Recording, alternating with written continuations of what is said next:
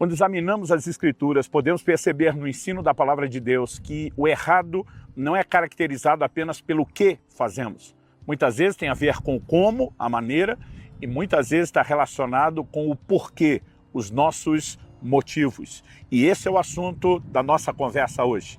Avalie as suas motivações. Nos próximos minutos, nós vamos conversar sobre a importância de sondar, avaliar o coração, buscar entender aquilo que está nos movendo para que possamos estar devidamente alinhados com Deus e com os princípios da sua palavra. Fique comigo.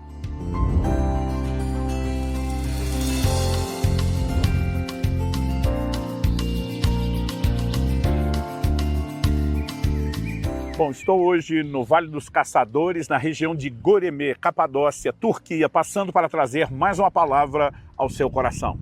E quero chamar a sua atenção para que nós que temos no coração a determinação de viver para o agrado de nosso Senhor, como diz a palavra de Deus, possamos estar alinhados. Quando olhamos para a definição de pecado, obviamente ele se caracteriza, como diz 1 de João, capítulo 3, verso 4, como a transgressão ou a desobediência da lei. É exatamente essa a definição bíblica de pecado. E normalmente nós pontuamos a obediência diante de fazer o que Deus mandou e de não fazer aquilo que Ele proibiu. Mas normalmente nossa mente acaba canalizando uma ideia e um pensamento errado apenas em relação ao que nós fazemos. A Bíblia também nos mostra que alguém pode fazer a coisa certa, mas da forma ou da maneira errada. Por exemplo, em Tiago, no capítulo 4, no verso 2, a Bíblia diz: nada tendes porque não pedis. Alguns crentes não recebem de Deus porque não oram. Mas no verso seguinte, Tiago 4,3, a Bíblia diz: pedis e não recebeis. Dessa vez, não é que não recebe porque não pede, esse está pedindo, e pedir é a maneira correta para recebermos de Deus a oração, mas ele diz: pedis e não recebeis porque pedis mal. Quando fazemos a coisa certa do jeito errado, ela não vai dar resultados. A ceia do Senhor, por exemplo. A palavra de Deus nos diz, lá em 1 Coríntios, no capítulo 10, no verso 16, Paulo se refere ao cálice como sendo o cálice da bênção. A bênção quando ceamos. Ter comunhão com o corpo, com o sangue do Senhor, evidentemente isso nos abençoa. Mas Paulo diz, cada um examine a si mesmo. Porque ele diz, se participarmos da ceia do Senhor de modo indigno, ou seja, se fizermos a coisa certa do jeito errado, o resultado não será positivo, pelo contrário, seremos julgados. Então, obviamente, não é apenas o que se faz, mas também como se faz. No entanto, podemos adicionar a essa lista o porquê fazemos. No livro de Provérbios, no capítulo 16, nós lemos no versículo 2, todos os caminhos de uma pessoa são puros aos seus próprios olhos, mas o Senhor sonda o espírito. Estou lendo a Nova Almeida atualizada. A NVI diz, todos os caminhos do homem lhe parecem puros, mas o Senhor avalia o espírito. A NVT, a nova versão transformadora, diz, ainda que as pessoas se considerem puras, o Senhor examina as intenções de cada um. Essa ideia de pesar o espírito, obviamente, o espírito não é algo concreto e material que possa ser pesado numa balança literal. Está falando de como Deus examina, de como Ele sonda o que está no coração, o que condiz com o contexto do texto. Por exemplo, versículo anterior, Provérbios 16:1 diz, o coração do ser humano ou do homem pode fazer planos, mas a resposta certa vem dos lábios do Senhor. Ou seja, há no nosso coração uma disposição de planejar, embora isso não necessariamente esteja alinhado com aquilo que Deus planejou, e precisamos que Ele fale, que Ele revele o que tem para nós. Depois o verso 2 que lemos diz, os caminhos de uma pessoa podem parecer puros aos seus próprios olhos, porque muitas vezes podemos estar incorrendo no erro sem que nós enxerguemos. Isso não significa que o fato de não percebermos que estamos errando, que aquilo que estamos fazendo não seja em si errado. É por isso que a Bíblia diz, o Senhor sonda ou avalia o espírito. O verso seguinte, o 3, eu vou ler na NVI, diz, consagre ao Senhor tudo o que você faz e os seus planos serão bem-sucedidos. Ou seja, não é apenas fazer porque planejamos, mas é render, é sujeitar isso a Deus. E eu quero que a gente possa olhar para os princípios bíblicos que estão por trás dessa declaração. Em primeiro lugar, eu gostaria de fazer a pergunta, o que é que está no seu coração?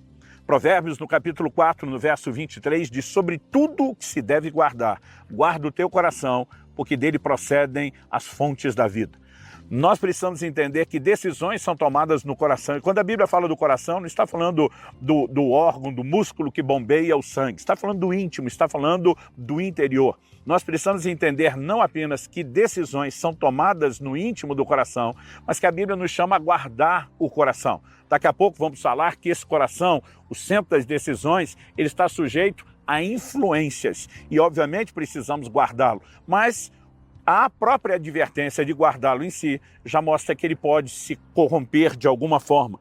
Então, quando eu olho para as Escrituras, eu vejo gente querendo fazer a coisa certa por motivos errados, enquanto que vemos pessoas que até foram prevenidas por Deus de não fazer a coisa errada porque tinham motivos corretos.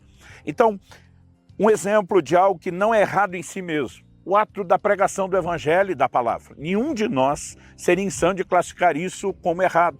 A palavra é o que tem o poder de trazer fé, arrependimento ao coração daqueles que precisam ser alcançados com o Evangelho. No entanto, o apóstolo Paulo diz em Filipenses, no capítulo 1, de 14 a 17, o seguinte: os irmãos, em sua maioria, estimulados no Senhor por minhas algemas, ousam falar a palavra com mais coragem.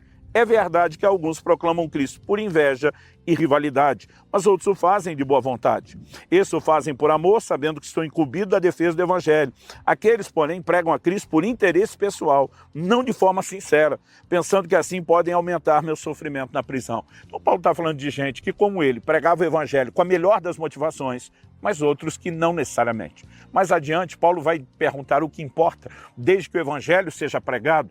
E com essa pergunta, o que importa, ele não está de forma alguma dizendo que a motivação com que alguém prega o Evangelho não é importante. Ele está dizendo que os resultados não dependem da motivação da pessoa, porque o poder não está no semeador, está na semente que é lançada. Isso não significa que a pessoa de motivações erradas não vai responder diante de Deus, que pesa, que avalia, que examina, que sonda os espíritos. Então, algo que nós precisamos levar em consideração, Atos capítulo 8, nos fala a respeito de como Filipe prega o Evangelho em Samaria, há um avivamento naquela cidade, mas se você ler o capítulo 8 todo, a maior parte do tempo, você vai perceber que a pessoa que está em mais evidência, que é mais comentada na história, até mesmo mais do que o Filipe, é Simão o mágico, alguém que se converte. A Bíblia diz que antes da sua conversão, ele iludiu as pessoas daquela cidade, ele era um grande vulto, uma pessoa reconhecida. Quando o Evangelho chega, a palavra de Deus nos mostra que esse homem se arrepende, crê, é batizado, ele segue Filipe de perto, ele está impressionado com as curas, com os milagres, mas quando os apóstolos chegam, começam a impor as mãos para que as pessoas sejam cheias do Espírito Santo, a palavra de Deus nos mostra que ele, de alguma forma, ficou empolgado com aquilo tudo. Mas chega um momento onde ele oferece dinheiro aos apóstolos. Ele não oferece dinheiro querendo comprar o Espírito Santo para si. A proposta que ele faz poderia ser considerada da parte de muitos como algo até mesmo legítimo. A Bíblia diz que ele afirma no verso 19, deem também a mim esse poder para que a pessoa sobre a qual impuser as mãos receba o Espírito Santo. Em outras palavras, deixe eu ajudar vocês nesse projeto nobre. O que ele queria não era errado em si, mas o que é que Pedro responde no verso 20? Que o seu dinheiro seja destruído junto com você, pois você pensou que com ele poderia adquirir o dom de Deus. Não é o dom do Espírito Santo, mas de comunicá-lo. 21, não existe porção nem parte para você nesse ministério, porque o seu coração não é reto diante de Deus. O problema não é o que ele queria, é porque ele queria. Esse homem que brilhou, esteve sob os holofotes, e agora com a chegada do Evangelho, que promoveu Filipe e o levou à obscuridade, tinha de alguma forma sede por voltar a ter reconhecimento e queria usar as coisas boas de uma forma errada. Por outro lado, a Bíblia nos diz em Gênesis, no capítulo 20, que quando Abimeleque, iludido por uma declaração de Abraão de que Sara era sua irmã e não sua esposa, a toma para ser a sua própria esposa, Deus aparece para ele em sonhos e diz: você vai ser punido por causa da mulher que você tomou que tem marido. Ele retruca Deus no sonho. Não foi ele mesmo que disse: é minha irmã? Ela também me disse: ele é meu irmão. E ele diz: foi com sinceridade de coração e na minha inocência que eu fiz isso. Deus responde para ele: eu sei que com sinceridade de coração você fez isso, por isso impedir que você pecasse contra mim. O que ele iria fazer era errado, mesmo que ele não soubesse. E a Bíblia fala de pecados que acontecem por ignorância, mas porque o coração era correto, Deus o parou. Nós precisamos entender que, de fato, o que está no coração determina muitas vezes a avaliação, não só o que fazemos, mas o porquê fazemos. A pergunta é: o que influencia o coração? Segundo aos Coríntios 9:7 diz que na hora da oferta cada um contribua como propôs no seu coração. Mas na hora de Ananias ofertar, o apóstolo Pedro pergunta para ele em Atos 5, por que encheu Satanás seu coração para que mentistes ao Espírito Santo? Então isso significa que o coração